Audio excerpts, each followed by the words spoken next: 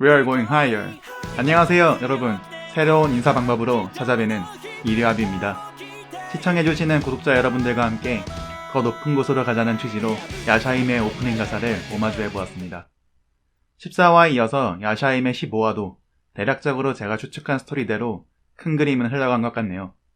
단 시대수에 봉인된 링에 대한 이야기를 풀지는 않았군요. 하긴 중요한 걸 다 보여주면 안 되겠죠.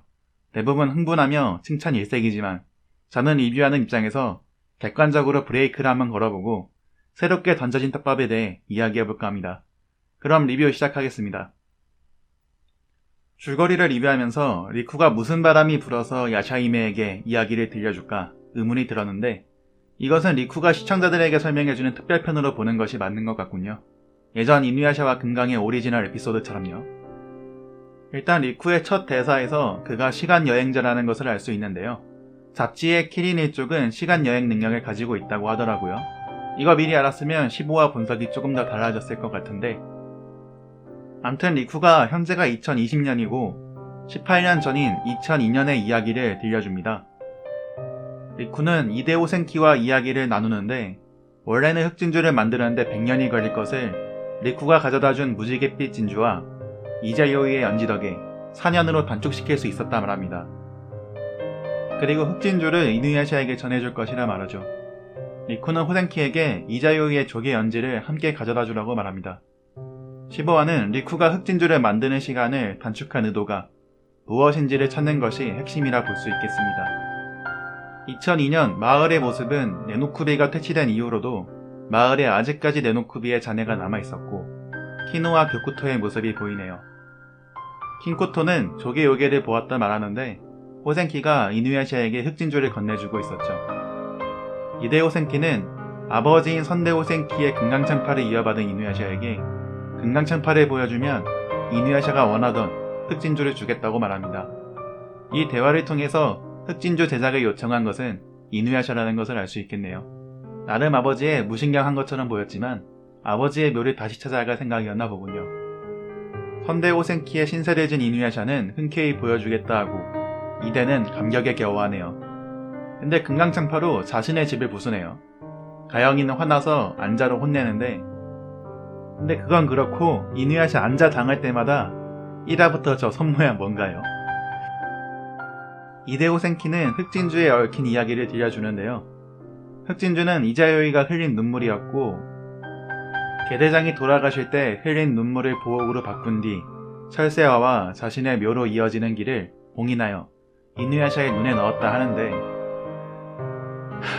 이 부분만 이상해서 10분은 넘게 돌려봤네요. 극장판 설정으로는 이자요이보다 계대장이 타케마루의 동기여진으로 먼저 죽었는데 어떻게 만들었다는 건지 계대장은 타케마루와의 전투를 끝으로 바로 죽은 것이 아니라 이누야샤가 어릴 때까지 살아있어서 지켜보고 있다가 넣어주었다는 건지 생전에 이자요이의 눈물을 모아두었다 다른 이에게 내 무덤과 함께 만들어두라 유언에 남겨놓고 이누야샤의 눈에 숨긴 건지 사문의 설정을 헷갈리게 만들어 놓았지만 일단 넘어갑시다. 제가 마지막에 말한 누군가에게 부탁했다는 내용이 맞다치고 넘어갑시다. 이 부분 저만 이상했나요? 그리고 조개연지를 가영이에게 전해주는 것과 함께 이누야샤가 금강에게 조개연지를 건네주는 모습이 나오죠. 이 조개 설정은 왜 나락이 부쉈는데 나오냐 팬들이 뭐라 해서 억지로 넣은 느낌입니다. 아하! 결국은 애니메이션 설정도 제작진이 따르기로 했다는 뜻으로 받아들이면 되겠군요. 근데 그럼 아까 극장판 설정은? 왔다리 갔다리 이건 무슨 시츄에이션인가요? 조금 더 섬세했으면 좋았을 텐데 아쉽고 일단 큰 내용엔 지장이 없으니 넘어가죠. 제가 댓글들 쭉 읽어봤는데 그러니까 의문을 제기하시는 분이 안 계셨겠죠. 자 넘어가서 이누야샤는 흑진주를 자신의 눈에 박아버리고 가영이는 조개 연지를 소중히 간직합니다. 오프닝이 끝나고 킨코토 모습이 나오는데 아이들이 성장한 모습과 링에 아이가 태어난다는 얘기를 통해 시간이 흘러 2006년이란 것을 알 수 있죠. 한편 가영이도 이누야샤의 아이를 배에 품은 상태였고 4년간 별탈 없이 행복한 시간을 보낸 것 같네요. 그때 리쿠가 가영이를 찾아오고 곧 500년에 한 번 거대 운석, 유령성이 떨어지는 천재지변이 일어날 것이라 말합니다. 500년 전엔 계대장과 키린마루가 힘을 합쳐 요령성의 파편을 없앴고 7일 뒤엔 요령성이 떨어질 것이라 말해주죠. 이에 가영이는 리쿠로부터 키린마루가 긴 잠에 빠져 있다는 말을 듣고 아버지를 대신할 이누야샤와 키린마루를 깨워 해결하고자 하였지만 리쿠는 그 방법을 추천하지 않는데 그 이유는 키린마루가 인간을 싫어하고 반유의 존재를 인정하지 않아 이누야샤와 린과 가영이가 낳을 아이들에게 해가 될 것이기 때문이었죠. 여기서 앞으로 태어날 반유 아이들의 존재를 알고 있는 리쿠. 주목할 필요가 있죠. 그리고 이누야샤와 세슈마루가 힘을 합친다면 문제를 해결할 수 있을 것이라 일러줍니다. 한편 아이가 태어나길 기다리는 세슈마루의 앞에 제로가 나타나고 어머니의 안부를 묻습니다.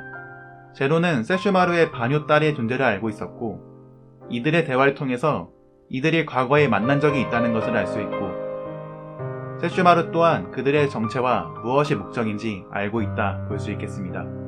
제로를 공격하자 꼭두각시였고 세슈마루에게 유령성이 떨어질 것이라는 정보를 알려줍니다. 계대장은 키린 일족을 무시하였고 키린 일족은 이에 원한을 가지고 있다 하네요. 링은 순산했고 아이들에게 토아 세츠나라는 이름을 지어주는데요.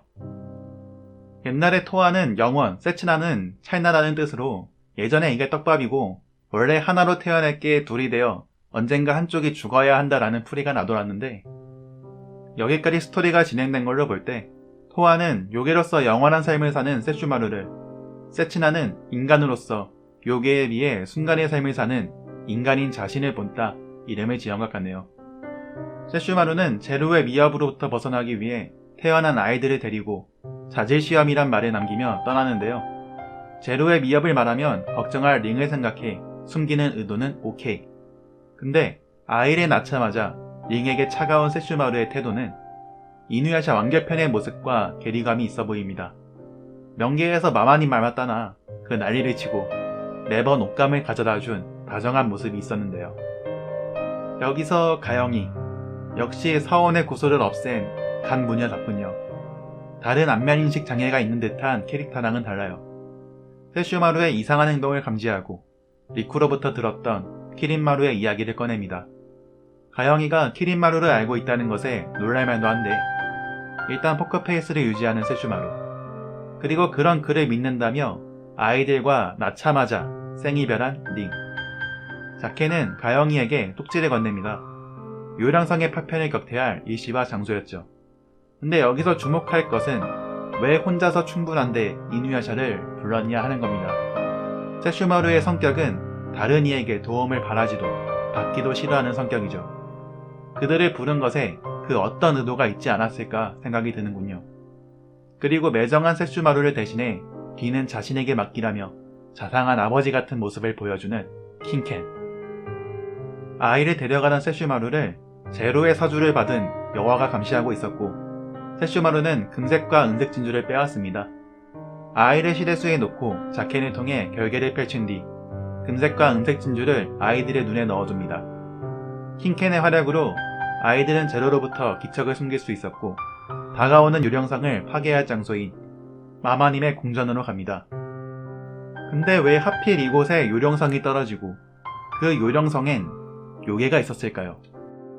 시간 여행자로 이미 일어날 일들을 알고 있던 리쿠와 다르게 요령성이 떨어질 것을 알고 있었고 마마님과 안면이 있던 제로.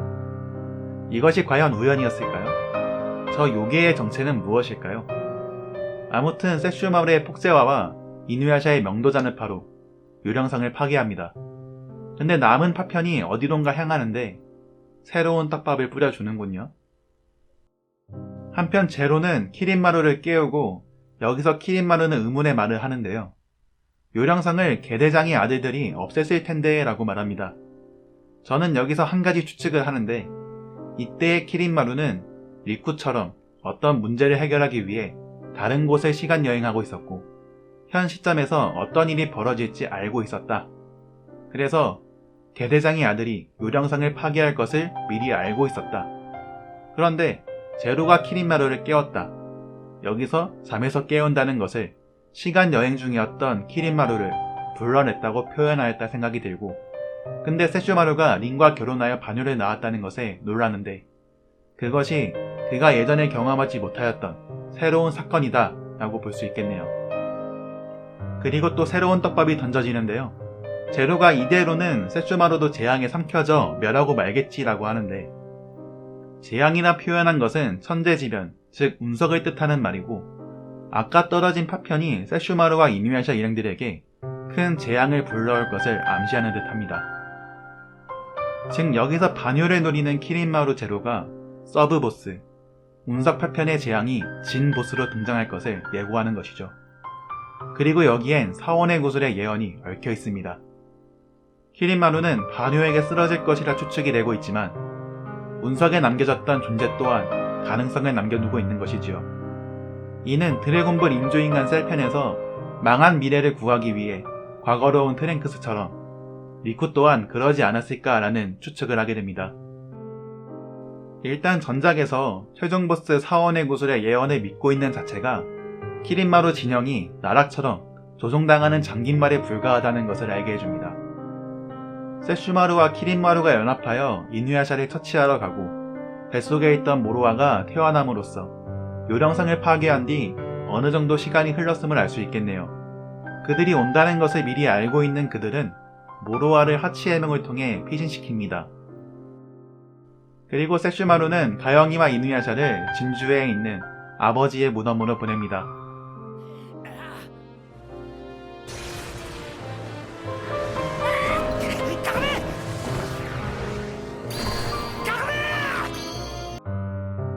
근데 이 가두는 장면 다시 봐도 웃음만 나오네요. 작가 신경을 안 쓰는데 다른 의미로 좀 개그 같아서 웃겨요. 진짜 빨려들어가는 모습이.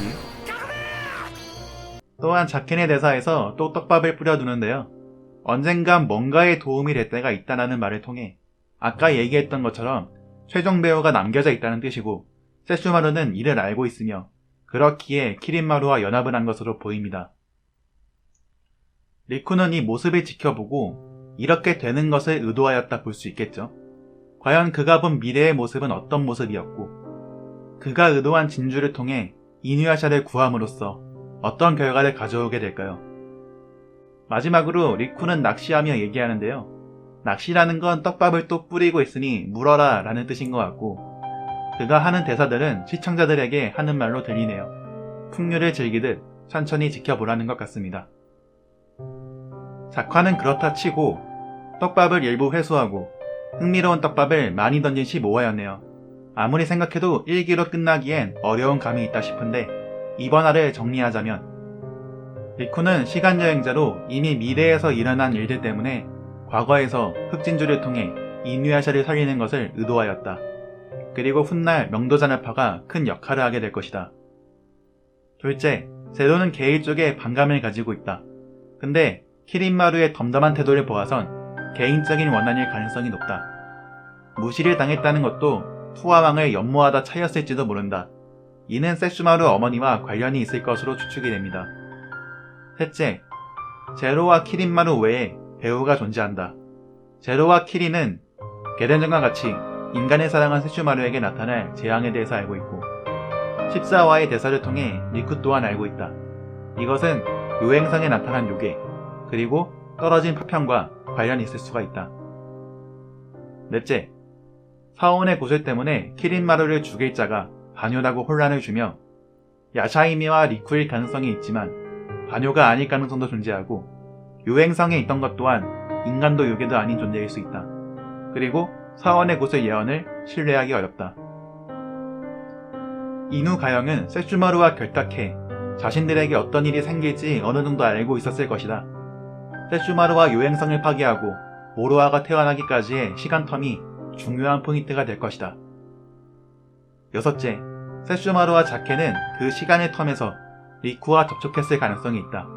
그렇기에 이누야샤의 눈에 흑진주가 다시 사용 가능하다는 것을 알고 있었고, 훗날 정체 모를 최종 보스를 대비해 명도자나파가 필요하다는 자켄의 말이 떡밥이 된다. 마지막으로 리쿠에 의해 앞당겨진 흑진주가 만들어진 시점의 의미. 현재 흑진주가 만들어지기 4년 전인 1998년은 나락을 물리치고 사원의 구슬이 사라진 시점으로 이때와 훗날의 사건이 맞물려 있을지도 모른다는 가능성. 여기까지 짧은 시간이었지만 떡밥을 조금 풀고 이빠이 떡밥을 던진 15화였습니다. 풀어볼 떡밥들이 많아져 머리가 아파오네요. 16화 스토리도 예측해봐야 하고, 그럼 다음 영상에서 뵙겠습니다.